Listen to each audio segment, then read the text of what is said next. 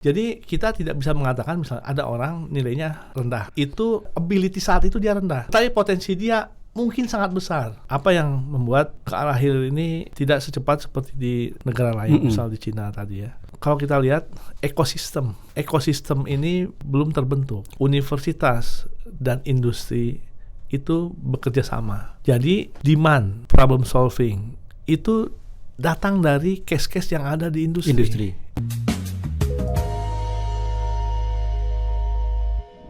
Assalamualaikum, halo semuanya.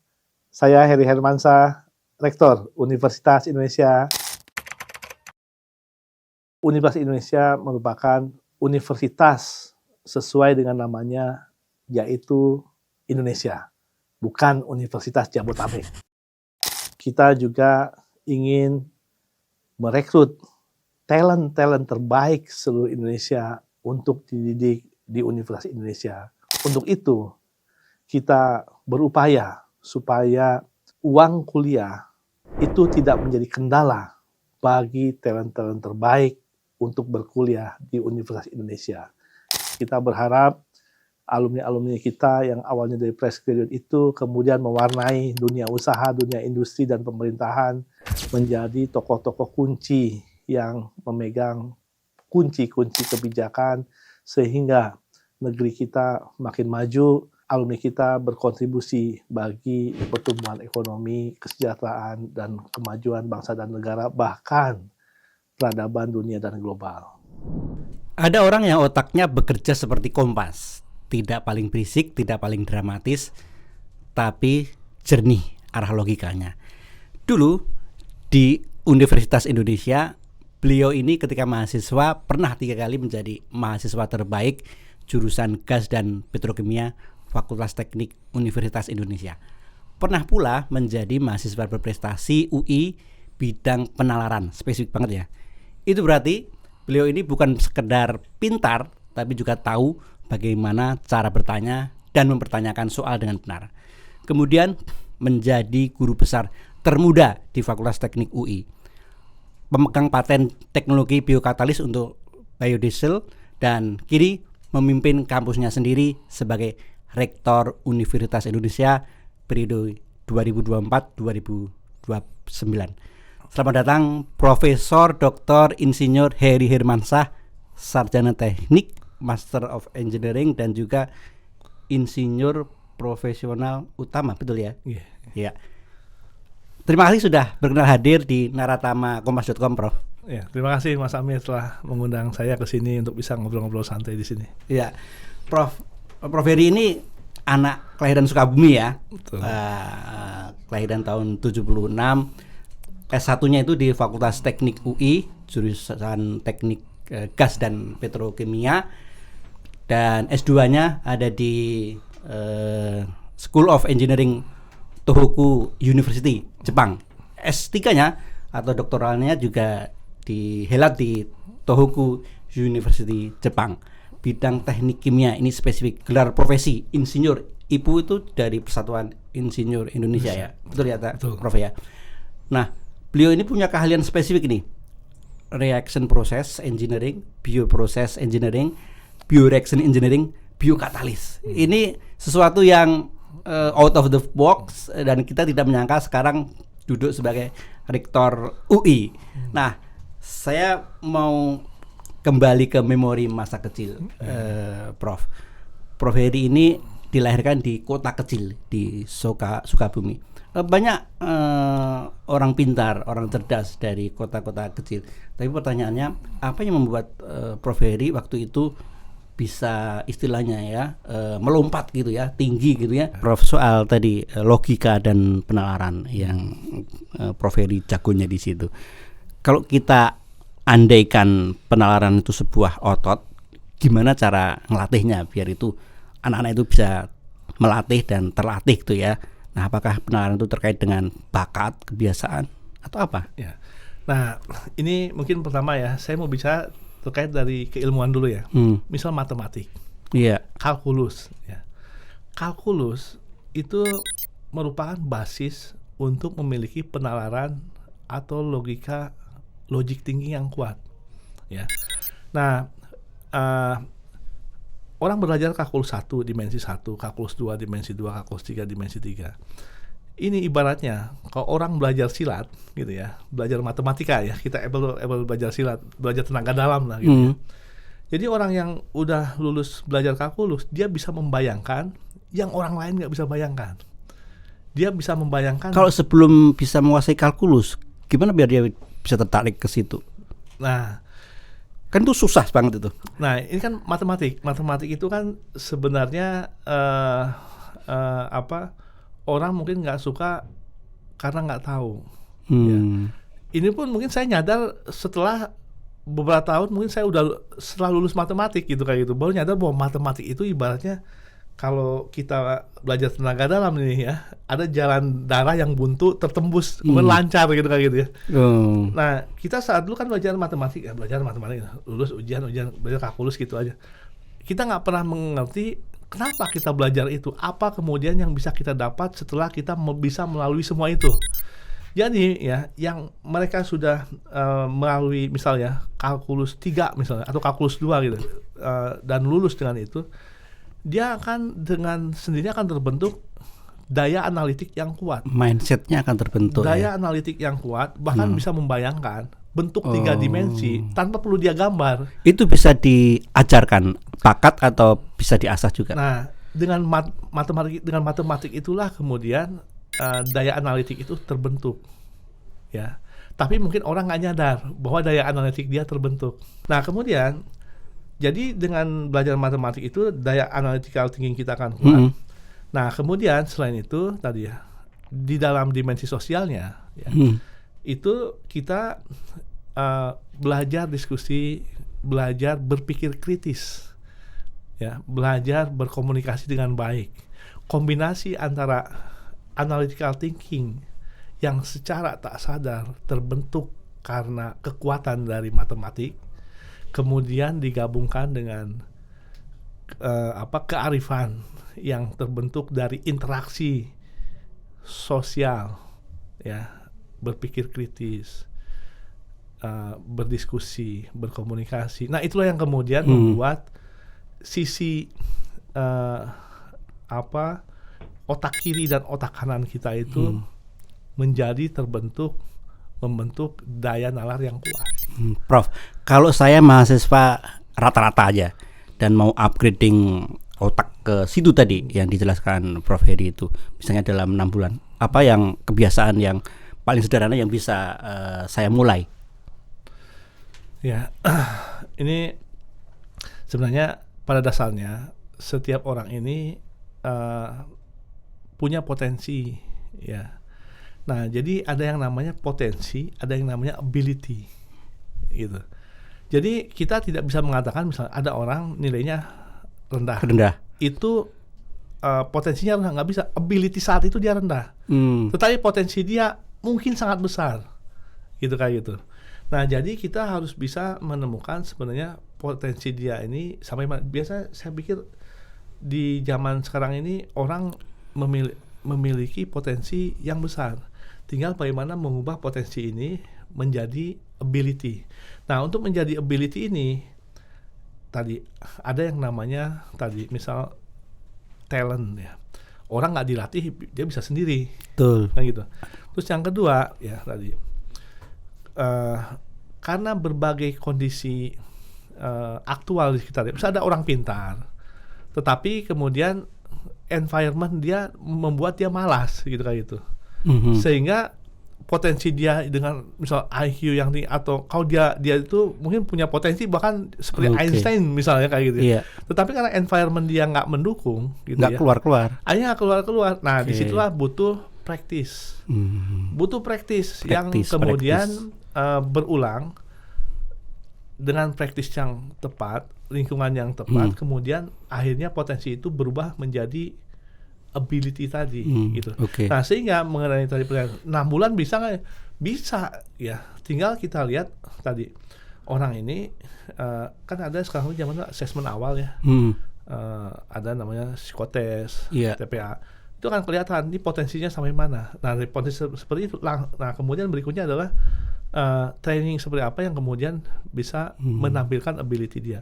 Kita kan Oke. sudah sering mendengar ini seperti misal senior kita Profesor Yohanes Surya Iya, misalnya. Beliau melatih anak-anak Papua. Ternyata bisa ya. Ternyata bisa jadi juara olimpiade ya. Nah, kita sering melihat misal ada mahasiswa Papua datang ke Jakarta dengan afirmasi.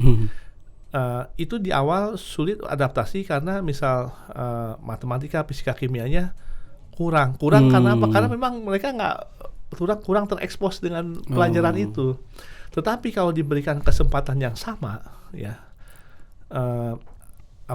seluruh anak Indonesia termasuk yang di Papua, Profesor Yohanes Surya sudah membuktikan dengan dilatih secara fokus, sistemik gitu ya, bisa menjadi juara-juara olimpiade. Iya, betul. Gitu. Itu udah terbukti, proven. Iya, oke. Prof, masuk ke pengalaman Prof Hedi ke Jepang ya, Prof ya. S2 dan S3 kan diselesaikan di Universitas Tohoku Jepang.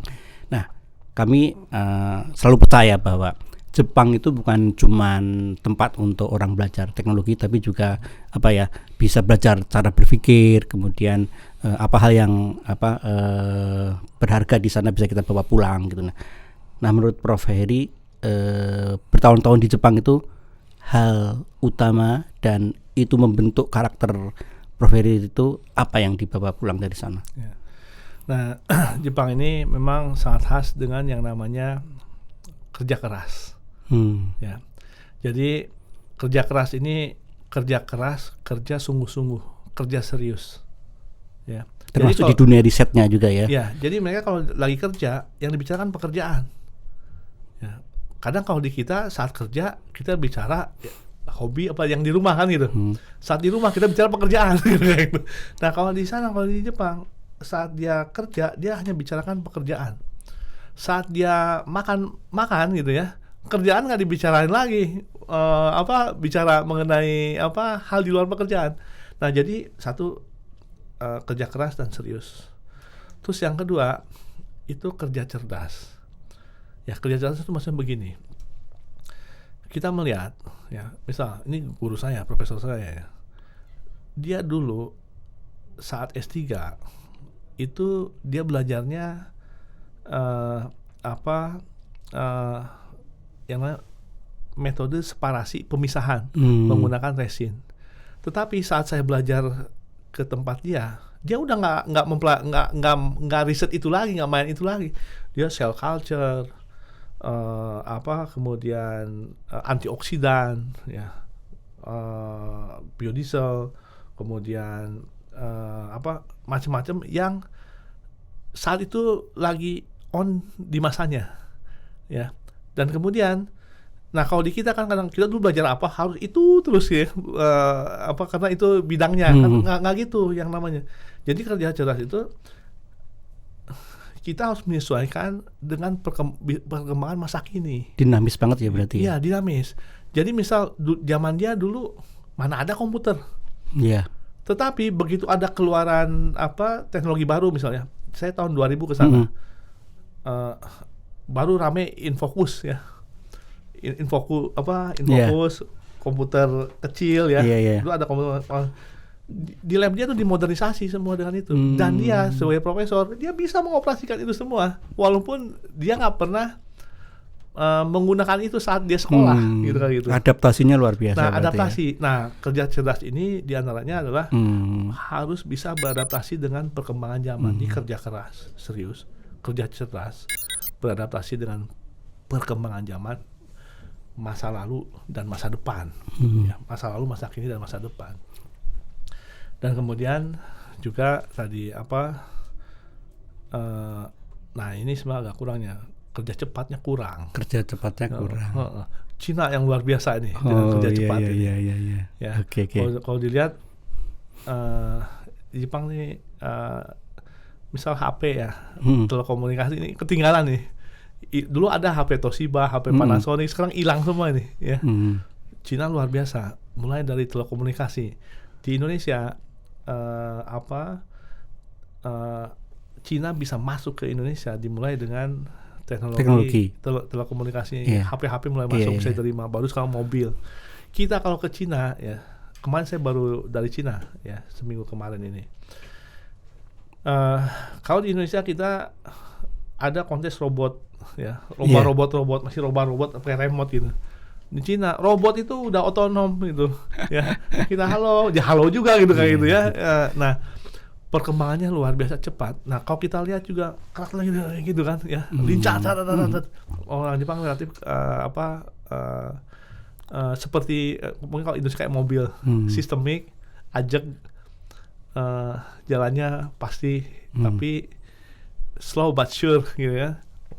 Nah artinya di sini kita harus mengkombinasi, kita harus belajar juga bahwa kita harus bisa bergerak lebih cepat juga. Jadi kerja keras, kerja cerdas, dan harus kerja cepat. Prof, di bidang riset Indonesia itu jago membuat prototype. Prototype ini seolah-olah menjadi kayak ini ya, andalan kita gitu ya. Tapi sebenarnya kan nggak cukup hanya berhenti di prototype. Nah, menurut Prof Heri, kita itu kekurangan ilmunya, modalnya, atau kita kurang sabar untuk mengembangkan bisa menjadi sebuah hasil yang bisa langsung dinikmati, misalnya bisa diproduksi massal atau connect dengan industri gitu. Ya. Nah, jadi kalau orang pintar, kita tidak kekurangan orang pintar. Ya. Kalau tadi keinginan untuk maju ya, rakyat kita, akademisi kita, tadi institusi kita, universitas maupun pemerintah menginginkan semuanya maju ya. Nah, sekarang apa yang membuat tadi ke arah hilir ini tidak secepat seperti di negara lain, misal di Cina tadi ya. Nah, ini kalau kita lihat ekosistem ini belum terbentuk. Oh, ekosistemnya. Ya. Nah, jadi misal universitas nggak bisa hanya riset universitas sendirian, ya. Industri di kita juga harus mengembangkan R&D-nya.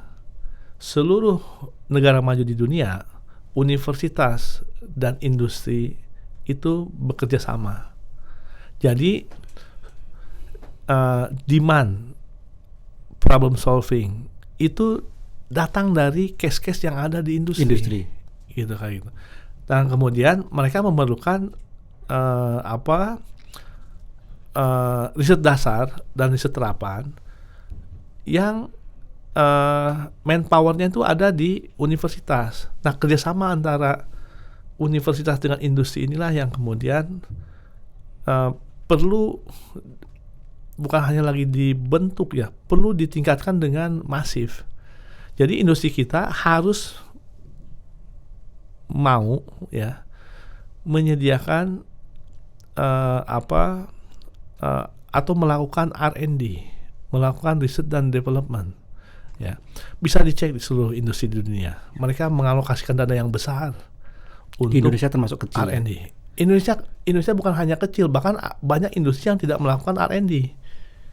Ya, hanya mungkin dagang gitu, ibaratnya dagang ya, ambil produk, jual, ngambil margin. Nah, sementara universitas tanpa mitra industri nggak bisa bergerak, ya, karena siapa nanti akan memakainya, gitu. Kemudian industri juga juga mungkin pada saat universitas menawarkan dia nggak memerlukannya, gitu kayak gitu, karena tidak sesuai dengan kebutuhannya. Nah, jadi kalau kita lihat pola-polanya adalah problem yang ada di dunia industri itulah yang kemudian menjadi objek untuk kerjasama yang kemudian solusinya dilakukan riset inovasi dengan para pakar di universitas yang kemudian hasilnya itu kembali lagi untuk diaplikasikan problem solving di industri tadi. Nah, inilah ekosistem ini yang belum ini di kita.